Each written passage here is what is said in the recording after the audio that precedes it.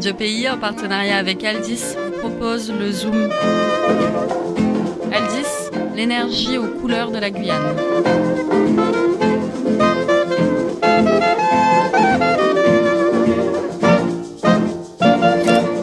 Journal de bord du commandant Smallville, à bord du vaisseau spatial l'Arche des Guyanautes. Nous sommes partis dans l'espace depuis la Guyane il y a maintenant 10 ans. Le moteur de l'Arche fonctionne toujours et uniquement grâce à nos réserves d'Awara. Les propriétés toujours inexpliquées de cette graine ont en effet réussi à stabiliser la distorsion provoquée par les voyages dans l'espace-temps. Depuis 10 ans, nous explorons l'univers à la recherche de réponses. Date stellaire 2024-03-16. Il règne une ambiance étrange à bord de notre Arche depuis quelques semaines. Bien que nous soyons à plusieurs dizaines d'années-lumière de la Terre, je me sens comme plus léger, comme si la distance avait aidé à faire disparaître mes migraines. Je vois toujours régulièrement les membres de ma famille apparaître spontanément dans mes rêves, mais leurs visages m'apparaissent également plus apaisés qu'auparavant, comme si mes souvenirs s'étaient arrangés. Nous nous sommes rapprochés de l'étoile au nom étrange de Trappiste 1. Les Guyanautes restés sur Terre nous ont en effet sollicités pour aller recueillir des informations sur ce système. Je n'en avais personnellement jamais entendu parler, mais Karl, notre ordinateur de bord, m'a confirmé qu'il y avait quelque chose à voir autour de cette étoile. Alors, Karl, qu'est-ce qui nous emmène ici ? Cette minuscule étoile rouge est tout à fait banale, hein ? Est-ce que c'était vraiment la peine de venir jusqu'ici ? Commandant, vous n'avez jamais entendu parler de l'étoile Trappiste 1 ? Non, j'avoue, à part des histoires de moines qui font de la bière en Belgique, j'avoue que cela ne me dit rien du tout, hein. Vous avez raison, commandant. Bah oui, comme toujours, Karl. Cette étoile a effectivement un lien avec la Belgique. Ah bon ? Trappiste, c'est en fait le nom du télescope de conception belge qui a découvert des planètes autour de cette étoile. L'étoile de ce système a donc été surnommée Trappiste 1 en l'honneur du télescope qui les a découvertes. Ok, bon, mais c'est un peu étrange comme nom, n'est-ce pas ? En réalité, Trappiste signifie Transiting Planets and Planetesimal Small Telescope, ce qui signifie en français petit télescope dédié aux planétésimaux et aux planètes en transit.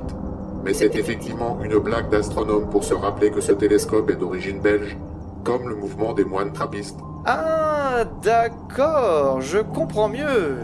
Eh bien, comme quoi les astronomes ont le sens de l'humour, hein ? Bon, très bien, mais au final, ça ne nous dit pas pourquoi nous sommes là. Bon, des exoplanètes, il y en a partout, non ? Oui, commandant. Plusieurs milliers de planètes ont déjà été découvertes autour d'autres étoiles que notre Soleil. Mais celles qui sont autour de Trappiste 1 ont quelque chose de très particulier. Ah, très bien. Et on peut aller voir ça de plus près ? Oui, commandant.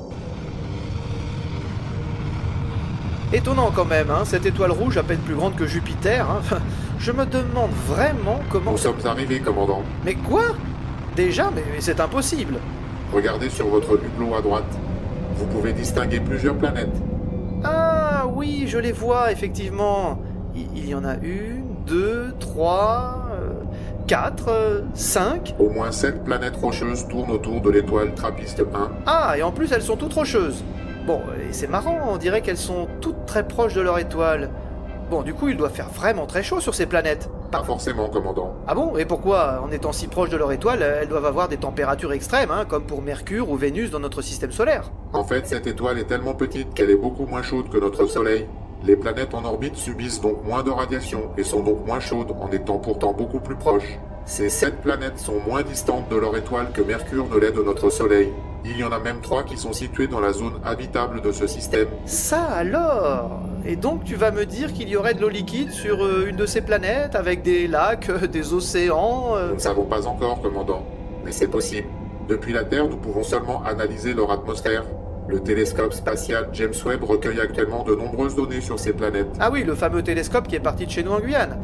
Bien, alors, s'il y a une température pas trop élevée, je comprends mieux pourquoi on s'y intéresse. Et d'ailleurs, on sait s'il y aurait de la vie sur une de ces planètes ? Aucune certitude, mais c'est une hypothèse possible.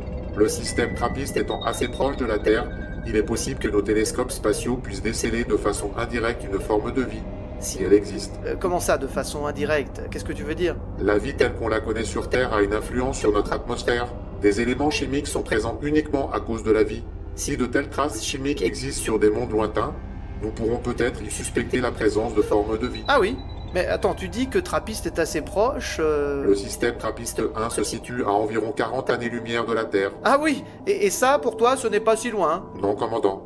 Notre galaxie fait 100 000 années-lumière de diamètre. Ah oui, oui, c'est sûr que 40 à côté de 100 000, vu comme ça, on est à côté, quoi.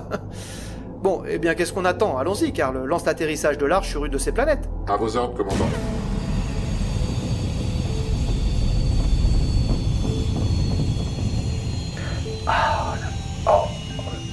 Oh, mais c'est incroyable, tout est vraiment complètement rouge ici. La température est de 23 degrés. Oh, mais trop bien, je n'ai plus qu'à enlever mon casque.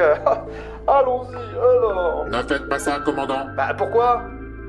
La température est super agréable sur cette planète, hein? Ce n'est pas la température qui pose problème sur cette planète, mais son atmosphère. Le télescope spatial James Webb y a détecté uniquement du gaz carbonique. Si vous respirez une seule fois, vous allez... Mais quel rabat-joie! Bon, entre nous, hein, tu aurais quand même pu choisir une planète où l'air est respirable, hein? Pour l'instant, la seule planète que nous connaissions où l'air soit respirable est la Terre. Ah, oui, bon, c'est vrai. Bon, en tout cas, je ne vois pas d'eau ici, hein. Il est possible qu'il n'y ait pas d'eau sur les planètes de Trappist 1, bien qu'elles soient dans la zone habitable. Ah bon? Et pourquoi? Étant proches de leur étoile, ces planètes ont subi de fortes radiations de leur étoile Trappist 1. Les océans et lacs se sont donc peut-être tous évaporés. Décidément, hein. Moi, je commence à désespérer de trouver une forme de vie en dehors de la Terre, là, hein. Vous n'êtes pas tout seul, commandant. Mais les scientifiques utilisent désormais des outils de plus en plus perfectionnés. Beaucoup de ces sondes partent dans l'espace depuis la Guyane. Il est donc possible que ces instruments et les données qu'ils recueillent nous permettent prochainement de découvrir des traces de vie sur une planète éloignée de la Terre, comme celle du système Trappist 1. Bon, ok, bon, eh bien, continuons notre périple, hein. Et puis, qui sait, peut-être à la prochaine étape, trouverons-nous des traces de vie extraterrestre. Allez, lance le rapport de mission. Trappist 1 est une étoile située à seulement 40 années-lumière de la Terre. Son intérêt réside dans le fait que l'on a découvert autour d'elle 7 planètes rocheuses dont la plupart sont situées dans la zone habitable de ce système. Trappist 1 et ses planètes sont donc des excellentes candidates pour y trouver d'éventuelles traces de vie extraterrestre. En effet, si l'on découvre dans l'atmosphère d'une de ces planètes une molécule spécifique à la vie sur Terre, ce serait un très bon indicateur pour dire que la Terre n'est pas la seule à pouvoir abriter la vie. Communication terminée. Karl, tu peux envoyer ce message au centre de contrôle des Guyanautes pour nos amis de Rémy-Ranjoli. Journal de bord du commandant Smallville. À bord du vaisseau spatial l'Arche des Guyanautes. Depuis 10 ans, nous explorons l'univers à la recherche de réponses.